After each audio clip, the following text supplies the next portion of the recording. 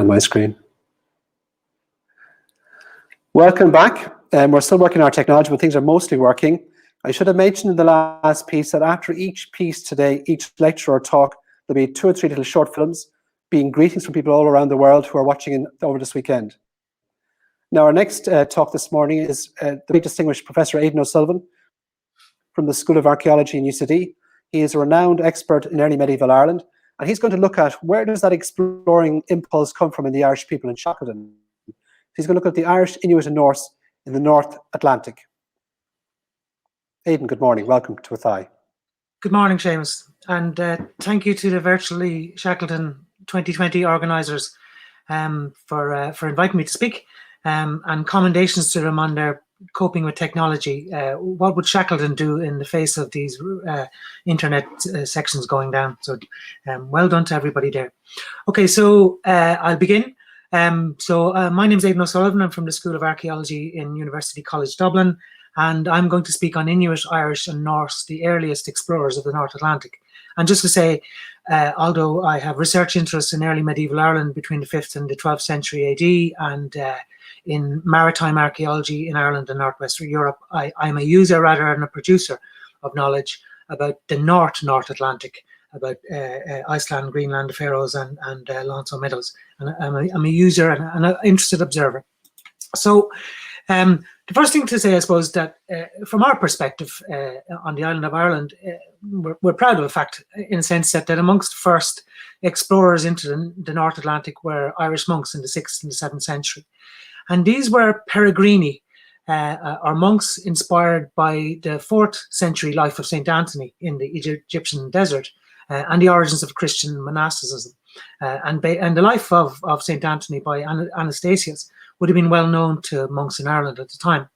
And similarly, in Odofnon's life of St. Columba, he notes this. He points out that some of our brethren have lately set sail and are anxious to discover a desert in the Pathless Sea, or a desert, which is a common part of Irish pacelines today.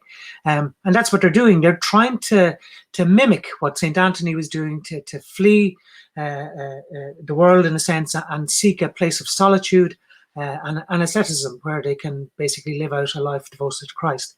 And they also saw themselves as soldiers or warriors, in a sense, defending Christendom and Christianity against demons and the abyss of hell, which they thought was across the ocean's horizon.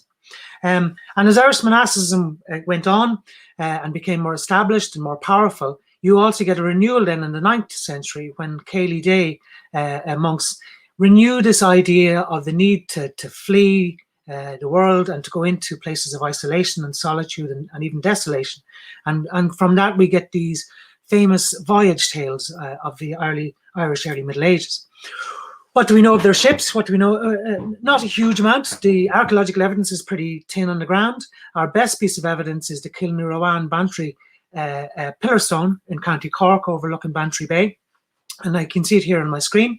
And this is a depiction of the Ship of Souls, a saint at the prow of a ship, guiding and calming the waters perhaps in front of him, and monks pulling sternly on their oars, ascending into the heavens. We also have references in the life of Columba and other sources to different types of ships that would have been seen around Irish waters, such as Barca, Coracus, which sounds like a Corach, Navis Longus, or a long ship. So it's clear that the Irish were familiar with different types of craft. And these ideas about saints sailing into the Western Ocean and having encounters with mystical, otherworldly creatures and places is most famously depicted perhaps in the navigation of St. Brendan the Abbot, the voyage of St. Brendan the Abbot, which is one of the best known and most popular Imram or voyage tales in medieval Europe. And it has, of course, famous stories of St. Brendan and his crew encountering a crystal pillar, an island of fire. The crystal pillar has mostly been interpreted as an encounter with an iceberg. The island of fire would be a volcanic island in the North Atlantic. And they also have, obviously, these depictions of demon smiths and landing on the back of Jasconius the whale and so on. Tim Severn used the voyage of St. Brendan as an inspiration to see if it would have been possible for Irish monks to have sailed across the Atlantic and to reach America. Most scholars today really see the voyage of St. Brendan as an allegorical tale, really, for how the saint is tested by going out into the ocean with his crew, encountering various dangers and obstacles, avoiding them or negotiating them, and then returning to Ireland. And that this is essentially an allegory for the need for Ireland to return to the church for a renewal and redemption. So it's unlikely that St. Brendan ever got as far as North America. It's most likely that the land that he's depicted as encountering is paradise or the heavens. But of course, one of the intriguing things is, in all of these voyage tales, there are items of detail that do seem to have a verisimilitude of definite evidence that what might be in there is actually tall tales and stories from sailors who would have encountered things in the North Atlantic. The beginning of the major European expansion into the North Atlantic, though, begins at the end of the 9th century, and perhaps earlier. And in Ireland, we first encounter these new peoples in 795 AD, when Rathlin or Lambay is raided by Gentiles, berated by foreigners. And Skellig Michael, which I've already shown you on screen, has this famous reference in the Annals of Ulster, or the Annals of Inishfallen, that Skellig was plundered by the heathens, and Etgil, a bishop, or a hermit, was carried off into captivity, and he died of hunger on their hands. One of the major things that the Vikings were doing was taking slaves. And of course, that famous old Irish poem, "The wind is rough tonight, tossing the white combed ocean, I need not dread fierce Vikings crossing the Irish Sea." So very much a sense that the Irish were, in a sense, in shock. They had encountered a new people who had significantly different ship technologies. And this was a new encounter. And these were pagan peoples as well, encountering a Christian people. And that sense of wonder and shock and fright that's communicated in the Irish text.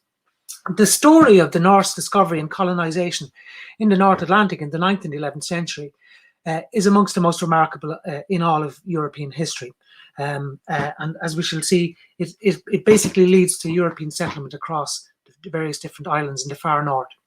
Why did that happen? This is really about the origins of the Viking Age, probably political turmoil and political oppression at home, the centralization of power amongst certain kings, the search for wealth and prestige and status amongst landowning classes. To equip and crew a Viking ship in that period would have been enormously expensive. Even one of those sails would have taken a year to make. You're looking at calculations of hundreds of thousands of euro in today's money. And they were mostly searching for trade goods, for furs and walrus ivory.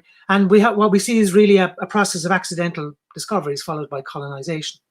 The background is one of climate and environmental change in the North Atlantic. This is a period of climatic environmental upturn.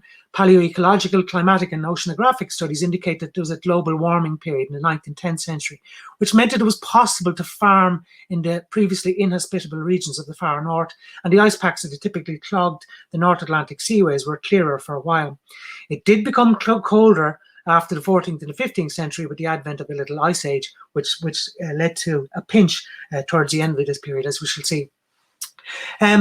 The other aspect of the North Atlantic and the Vikings, or the Norse, is of course their incredible ships. These incredible ships which are clinker built, which enabled them to flex in the waves, which give them great ability to go out into the open ocean, very unlike any previous kind of vessel that would have been known in our part of the world at least. The reality of sailing, it's 600 miles from Bergen in Norway to Iceland. That's 7 to 10 days sailing. Typically sailing would have gone from island to island, from Norway to the Shetlands, to the Faroes to Iceland. Navigation would have been by observations of the colour of water, by the movement of driftwood, by the flight of birds. And we know all of that from the 12th century sagas. Fogs, storms and icebergs would have been frequent. Navigation would have been critically important, something that is not entirely well understood as yet. And the loss of ships was to be expected. The perception of risk in these Norse voyages is something that would be surprise us today. There is one famous description of a fleet sailing from Iceland to Greenland, and out of the 25 ships that sailed westwards, only 11 made it there. So that was an acceptance of risk, which we would find amazing, but in a sense, the rewards were consequently greater. The first islands to be settled in the north were the Faroes. There might have been Irish monks there previously, but the evidence of that is pretty thin. The Faroes were certainly settled by the Norse in the mid-9th century. They were ideal lands for stock raising and for waypoints on the North Atlantic voyages. And the most recent evidence in terms of place names, environmental work in terms of pollen, for clearance, and archaeological evidence indicates that the Vikings or the Norse were picking the best locations at the end of valleys close to the best maritime resources. And there's also evidence of trade with Norway, back into Norway in terms of steatite, and with the Irish Sea region. From there on, then the North Atlantic voyaging and explorations reach Iceland. It has often been wondered, did Irish monks reach there first? In a famous text, a 9th century Irish geographer, de Thule, in his text De Mensura Orbis Terrae, concerning the measurement of the world, he records that around the year 795, which of course is the beginning of the Viking Age, some Irish monks spent a summer on Thule, that for several days in midsummer the sun hardly set, that men could collect lice from their shirts at night, and that one day's sail from Thule to the north there was sea ice. People have often wondered, what was this? Was this Iceland? But others have suggested it could have been the Faroes, it could have been Shetland. It need not necessarily have been Iceland. There's a second piece of textual evidence which suggests that possibly Irish monks had got there. Ari Torgelson in the 12th century implies that Irish priests had been in Iceland before the Vikings. He says that at the time in Iceland there were Christian men here whom the Norsemen called papar, but afterwards they went away because they did not want to stay here side by side with heathens, and they left behind them Irish books, bells and croziers. But some scholars have more recently argued that this actually may be a derivation from de Thule's text, and in other words, there maybe not be very strong independent evidence of Irish monks being there, and no archaeological evidence has been forthcoming. Amongst the Icelandic population today, there is a very strong sense that the Irish had a presence there, and studies of ancient DNA and studies of modern genomics in the modern Icelandic population certainly indicate something. And that Norse burials in Iceland typically show Norwegian, Swedish and Gaelic ancestry. The typical way this is interpreted in the media is these were Norsemen and Gaelic women. And when we say Gaelic, it could be from Ireland, it could be from the Western Isles of Scotland. The colonisation of Iceland was achieved pretty rapidly. It begins essentially in 874, and what you actually see is whole communities literally lift their houses and go to Iceland. So, one particular example here is Borg, is a chieftain's house in northern Norway in the Lofoten Islands, and there's a text in the Book of Settlements which says that one particular chieftain and his entire community from an entire district went to Iceland and set up a community there. What was Iceland like? It was literally a place at the edge of the world. They created a unique society. There was no kings. It was essentially a republic of landowners, not necessarily an equal society in terms of they had slaves, but they were not under the domination of kings or monarchs until towards the end of the early Middle Ages. It's situated just below the Arctic Circle, but its climate is moderated by Atlantic drift. It's a larger island, in fact, and it's mostly uninhabitable. It has volcanoes and snowfields and glaciers and so on. So most of the Viking settlement is literally in the southwestern part of the island and around Breiðafjörð and other locations. It's on the environmental edge. So, for example, one of the later sources talks about the impact of volcanoes. Volcanoes in Iceland would then shower the grazing land with tephra, which is essentially volcanic glass. And grazing animals then would basically cut their gums on this glass as they were grazing, which would cause their gums to be infected, which would obviously cause the animals to die, which then would lead to periods of famine amongst the human population. Norse discovery and colonization pushes further westwards in the 9th and 10th and 11th centuries. The discovery of Greenland is well known to all of us. The key sources for it are in the saga of Eric the Red and the Greenlander saga. The dominance of the written texts has for a long time really guided people to interpret how this actually happened. But more recent archaeological interpretation has suggested that the Greenland discovery could have already been made by elite Icelandic farmers seeking walrus ivory. If you consider the value of walrus ivory in medieval Europe, a boatload of ivory was recorded in 1327 as being worth more than 6 years' worth of wool from all of Iceland's farms in that year. So you can see that the sheer value of walrus ivory, and walrus ivory in Greenland, for example, had to be hunted about 3 weeks north of the western settlements in Greenland. And when the Greenland settlements were established, you were probably looking at a colony of about 3,000 people. There are at least 300 farmsteads. They were mostly occupied for between 250 to 300 years. These were farmsteads surrounded by meadows. Again, I had mentioned that the environmental conditions were good, so it was possible to farm there. You're mostly looking at farms of cattle and sheep or horses, and the making of cheese and the distinctive type of yogurt. But they're also exploiting marine resources such as hunting wild caribou, they're hunting seal, and they're taking occasionally stranded whales. And insect analysis from some of the excavations of the Greenland farms indicating that they're bringing in winter storage or winter fodder into their houses, twigs and leaves for goats and so on. And so they're essentially living a European farming lifestyle in an Arctic environment, which was successful for a time at least. Voyages to North America after AD 1000 continue, most famously with the voyage of Eric the Red, and as it is depicted in the Greenlander saga.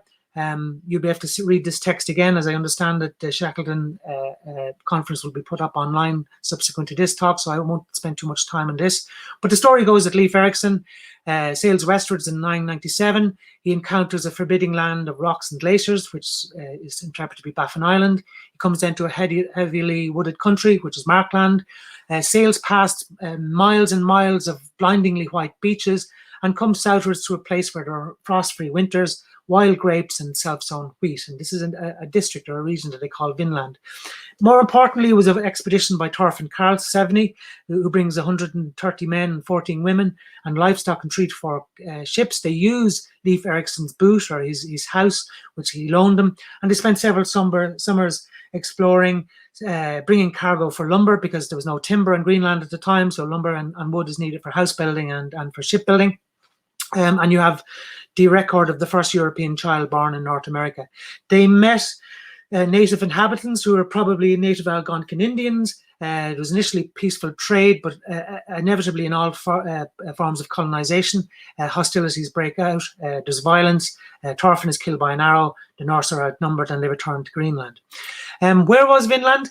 Probably the key archaeological discovery was at Landsau Meadows by Helga Instad in the 1960s, and that was subsequently excavated by Parks Canada between 1973 and 1976, which revealed the organization of a European settlement at the very far end of the North Atlantic in Newfoundland, at the northern tip of Newfoundland at Landsau Meadows. And the radiocarbon dates are right. They fall between 980 to 1020 AD. You're looking at 3 complexes of about 8 buildings. You've got halls, you've got workshops, you've got smithies, you've got carpenters' workshops.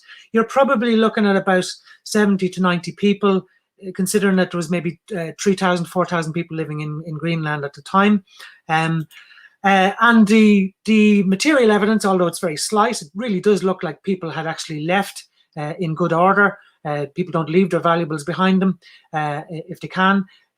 Stone lamp of a Norse type, a hone for sharpening iron blades. The native peoples didn't have iron blades at this time. A bone pin, which indicates the presence of a woman, probably in terms of, and a spindle whorl in terms of making textiles, and buildings which are essentially similar to what are found in Iceland and Greenland. And even this particular item, this is a Hiberno-Norse ringed pin. I saw this in St. John's Museum in Newfoundland myself years ago. And I've always been of the opinion that it's an Irish type pin that would have been commonly seen in Viking Dublin. I remember talking to a Norwegian archaeologist who said, no, that's the typical type of ring pin that you get in South Norway in Rogaland. And I was like, no, it's a Dublin pin. But this question of where they're Irish in the North Atlantic, of course there were. The Vikings and Norse of Ireland and of all these lands were continually moving around. So it's absolutely possible, probable in fact, that people of Irish origin, people who had been born on the island of Ireland, could have been part of these voyages, part of these colonizations. Pretty distinctive that the Landsau Meadows, although there was native activity there before and afterwards, it's pretty distinctive that this was a Norse settlement, which might have been occupied off and on over the decades for maybe 100 years, and thereafter abandoned.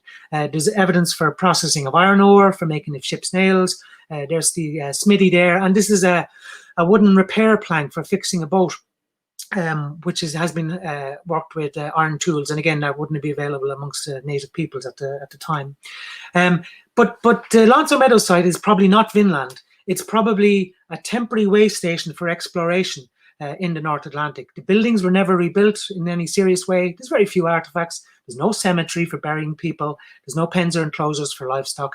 And there are indications that there are other voyages further south. So, for example, butternuts were found in the excavations, and that would be found perhaps in the Gulf of St. Lawrence, or maybe down as far as south as the coast of Maine. But they wouldn't have been growing in around this area. There were contacts with the native peoples, and there's very recent work which indicates perhaps something like the wrecking of a Viking ship on Labrador, and the pillaging of items from it amongst the native peoples. And the search is going on for more substantial evidence of Norse settlement in North America, but it is as yet to be found. There were First Nations people there before and after, and so, for example, this is a late Dorset culture soapstone lamp which was found at Lonso Meadows, which is probably of native origin. By around 1200 AD, the Thule Inuit were starting to migrate themselves northwards, and had basically got to Greenland certainly by around 1300 AD. And they came into contact as they moved down southwards along the coast of Greenland in contact with the Norse. They called them the Kavdlunet, and the Norse knew them as the Skrælingr, or the skin people, or the screaming people in Old Norse. Probably not very, there are accounts amongst the native oral traditions of violent encounters between the Norse and the Inuit. The mystery of the collapse of the Norse Greenland one has always been one of those mysterious stories, one of those enigmas of European history. The Western settlement up here was probably abandoned after 400, the Eastern settlement by the middle of the 15th century. So that in 1721, when a Norwegian missionary, Hans Egde, sailed a ship called, ironically, the Hope, from Norway to Greenland, seeking Norse farmers whom Europeans hadn't heard of in 200 years, to convert them to Protestantism, to save them from oblivion, he found it completely vanished. The collapse of Greenland and the Greenland colony has often been seen as one of failure to adapt to a changing climatic environmental situation, and particularly the work of Jared Diamond in his book Collapse was the one that made that popular 10 years ago. But more recent environmental evidence suggests that the Norse in Greenland had adapted. They were trading ivory with medieval Europe. As I said, it's already a luxury item. Their middens were full of marine animals. And the isotopes from the human skeletons of Norse burials in Greenland indicating that they had actually transitioned to a mostly marine diet. But they failed anyway. It was probably a dwindling population. The trade in ivory had more or less collapsed because of access to elephant ivory in Europe. And you're probably looking at a steadily dwindling population, some of whom might have starved. But others argue that gradually the Norse Greenlanders just would have left. They would have voyaged back to Iceland, in Norway, and if they did so in small groups, year on year, they would just disappear into history, and they wouldn't necessarily be written down about. So I want to thank very much the Shackleton Museum and the Virtually Shackleton conference for having me here today, and I hope you found that somewhat of interest. One of the interesting things about the studies of the North Atlantic is the picture is constantly changing as new archaeological excavations become available. So it's a story which is continually being enriched by mostly archaeological work and environmental work, but also a constant rereading of the historical sources with these new ideas in mind. So thank you very much. Aidan, that's great. We just have time for one quick question.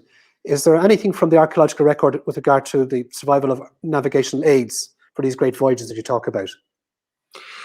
Yeah, that's one that people have often talked about. There's this idea that the Norse were able to navigate using crystals, because if you're sailing in the North Atlantic, you're mostly looking at cloudy conditions. So how do you know where the position of the sun is in terms of light? So crystals can help with that. There are some wooden items which people have suggested might kind of form not quite a compass, but certainly a kind of a navigational aid. But in the period, you would have, the experience of sailors would have been that you sail basically northwards on the coast of Norway to Bergen, and you turn left. And sailing in that period is you waited for the right winds. If you wanted to sail to, there's many stories of merchants wishing to sail to Iceland, but finding that the weather is closing in. And what you basically do then is you just winter in Norway. If you can't sail, you can't sail. So a combination of understanding the ocean and being patient. You sail when you can, when you can't, you don't. That's great, and thanks very much. Our team here are blaming the storm that bears your name this morning for all our tech problems. So thanks very much to Storm Aidan. And Aidan I would O'Sullivan. Thanks point very out much, that Aidan. Storm Aidan is spelled with an A-I-D-A-N, not E-N, as everybody's wrongly doing. We'll let that go, will we? Okay. Thank you, Seamus. Good night. Bye. Thank you. Okay, that's the next segment is finished now. Just to remind you, there'll be a couple of short videos now. Hellos and greetings from across the world. We'll break for a couple of minutes then until our next piece, and then your next host will be Kevin Kenny. And it's goodbye from Seamus Taft for the moment. Hello, everybody. I'm Evelyn Bees.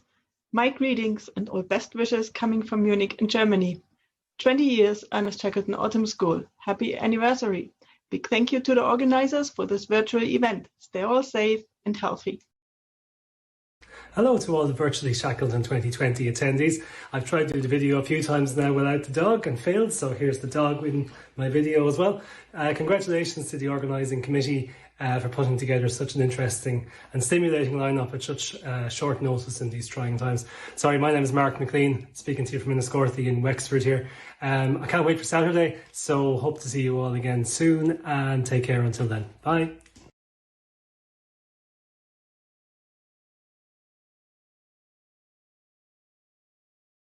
I'm Mary Cleveland, and I live in the beautiful Isles of Scilly. It's a place that would have been very familiar to a young Matlin because his father was the GP on the islands.